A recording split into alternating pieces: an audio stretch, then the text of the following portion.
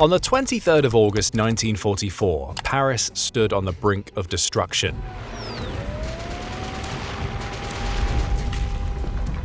Hitler had ordered the city to be destroyed, but one German general stood between the Führer's orders and the fate of the French capital. Was Dietrich von Choltitz really the savior of Paris, or was his reputation built on a carefully crafted myth? Dietrich von Choltitz was the newly appointed military governor of Paris. On August 8, 1944, he assumed command of a city in turmoil. The German forces were demoralized, and the French resistance was growing stronger by the day. Von Choltitz found himself at the center of a moral dilemma: obey Hitler's destructive command or preserve one of Europe's most beloved capitals. But was Choltitz truly motivated by a desire to save the city, or were other factors at play? Born on November 9, 1894, Choltitz came from an aristocratic Prussian family with a long military tradition. His father, Hans von Choltitz, served as a major in the Prussian army, setting the stage for young Dietrich's future career. Choltitz's military journey began during World War I, when he joined the Royal Saxon Army. He quickly distinguished himself in major battles, including the First Battle of the Marne and the Battle of the Somme. His rapid rise through the ranks saw him achieve the position of lieutenant, marking the beginning of a long and complex military career. Following the end of World War I, Choltitz chose to remain in the military, serving in the Reichswehr during the tumultuous years of the Weimar Republic. As Europe once again plunged into conflict with the outbreak of World War II, Choltitz found himself at the forefront of major campaigns. He played a significant role in the invasion of Poland, but it was during the Battle of Rotterdam that Choltitz's actions would first raise questions about his moral compass. In Rotterdam, his leadership during the intense fighting earned him the Knight's Cross of the Iron Cross, one of Nazi Germany's highest military honors.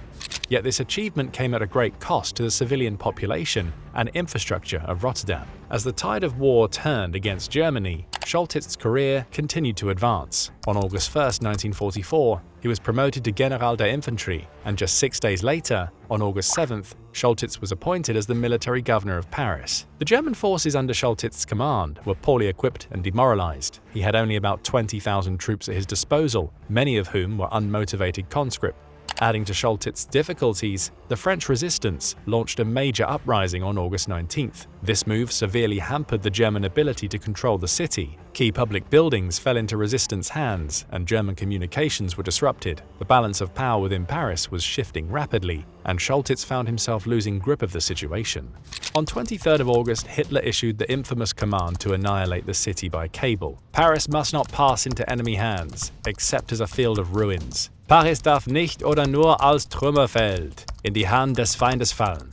Following which explosives were strategically placed at numerous bridges and monuments throughout the city. As the Allied forces drew close, the situation in Paris became increasingly chaotic. The resistance had seized control of many buildings, and fierce street fighting erupted across the city. Any coordinated German defensive efforts or attempts at destruction were severely compromised by this widespread uprising. Choltitz found himself in an impossible situation. Executing Hitler's orders would not only be logistically challenging, but would also likely result in his capture or death as the Allies closed in. Yet disobeying a direct order from the Führer carried its own severe risks. The clock was ticking, and Choltitz had to make a decision that would not only determine his fate, but potentially that of one of the world's most beloved cities. In the days leading up to the city's liberation, Choltitz made attempts to negotiate a ceasefire with the resistance. With assistance from the Swedish Consul General in Paris, Raoul Nordling, a ceasefire was successfully negotiated on the 20th of August. However, numerous resistance groups refused to acknowledge the ceasefire, leading to ongoing skirmishes that erupted the following day. As Allied forces closed in on Paris, the tension reached its climax on August 25, 1944. That morning, von Choltitz chose to surrender Paris to the Free French forces. This moment unfolded not in a grand ceremony, but in a tense meeting at the Hotel Meurice, Choltitz's headquarters. As Choltitz signed the surrender documents, he effectively ended 4 years of German occupation and spared Paris from potential destruction. Hitler, however, continued to pursue his campaign of destruction. On the 26th of August, the Luftwaffe executed a bombing raid, which resulted in substantial devastation. Additionally, V-2 rockets were launched from Belgium, causing extensive damage. The events leading up to the surrender of German forces in Paris are extensively detailed in von Choltitz's 1951 memoir, From Sevastopol to Paris, A Soldier Among Soldiers, which was published in the 1960s. In this book, he reflects on his decision to disobey orders from Hitler, which included the destruction of the city. He justified his actions by citing the military futility of such orders, along with his personal admiration for Paris's rich history and culture. Furthermore, he expressed his view that by that stage, Hitler had lost touch with reality. Choltitz's own words, recorded after the war, hint at this internal struggle. "If for this first time I disobeyed an order, it was because I knew Hitler was crazy." In the years following the war, conflicting stories emerged about Choltitz's role in saving Paris. The most romanticized version of events was popularized by the 1965 book and subsequent film Is Paris Burning? This account portrayed Choltitz as a principled officer who defied Hitler's orders out of a deep appreciation for Paris's cultural significance. It painted him as a reluctant hero, caught between his duty as a soldier and his moral convictions. However, this narrative has been challenged by historians and contemporaries alike. Lionel Dardenne from the Museum of the Order of the Liberation offers a more skeptical view. He portrays himself as the savior of the city, but the truth is he couldn't have destroyed it.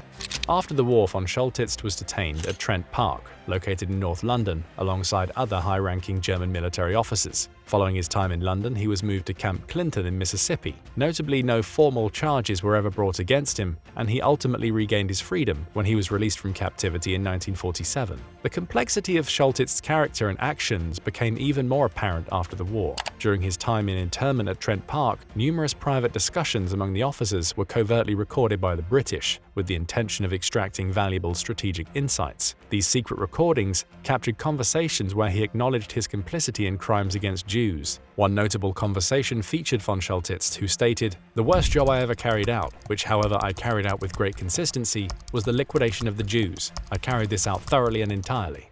This revelation adds a layer of moral ambiguity to Choltitz's legacy, complicating the image of him as a straightforward hero. After his release from captivity in 1947, he returned to Paris in 1956. In a surprising twist, he was recognized by the staff of his former headquarters at the Hotel Meurice. Choltitz passed away on November 5, 1966, in the city hospital of Baden-Baden due to a prolonged illness related to his wartime service, specifically pulmonary emphysema. His funeral 4 days later was attended by high-ranking French military officers who were, at the time, stationed in Baden-Baden. Baden-Baden was the headquarters of the French army in Germany after the war. After his death, Choltitz's son, Timo, continued to promote the narrative of his father as Paris's savior. He once stated, "If he saved only Notre Dame, that would be enough reason for the French to be grateful." This sentiment reflects the ongoing debate about how to weigh Choltitz's actions in Paris against his broader wartime record. Some historians argue that Choltitz's decision to spare Paris may have been influenced by his desire for better treatment from the Allies after the war. Given his significant history of involvement in war crimes, this perspective suggests a more self-interested motivation behind his actions. The story of Dietrich von Choltitz and the preservation of Paris remains a subject of debate among historians. While some view him as a principled officer who defied Hitler's destructive orders, others see an opportunist seeking to improve his post-war prospects. Choltitz's own words reveal a man grappling with his past. "We all share the guilt, we went along with everything, and we half took the Nazis seriously instead of saying, 'To hell with you and your stupid nonsense. I misled my soldiers into believing this rubbish. I feel utterly ashamed of myself. Perhaps we bear even more guilt than these uneducated animals.'" Choltitz was undoubtedly conscious of the fact that the Nazis were perpetrating mass murder against the Jewish people. For instance, Choltitz approximated that the Nazis executed 36,000 Jews in Sevastopol. His legacy raises important questions about moral decision-making in wartime. Can a single act of disobedience outweigh years of loyalty to a brutal regime? How do we judge those caught between duty and conscience? As we consider Choltitz's story, we're reminded that history is rarely black and white. The line between hero and villain often blurs, leaving us to wrestle with the complexities of human nature in times of conflict. Thank you for watching. We hope you found this video informative. If you enjoyed learning about today's topic, make sure to check out our video, The Tragic Fate of Alfred Jodl. In this video, we take a look at the life and death of Alfred Jodl and his role in World War II. Don't forget to like this video, subscribe to our channel, and hit the notification bell to stay updated on more World War II content. See you in the next one.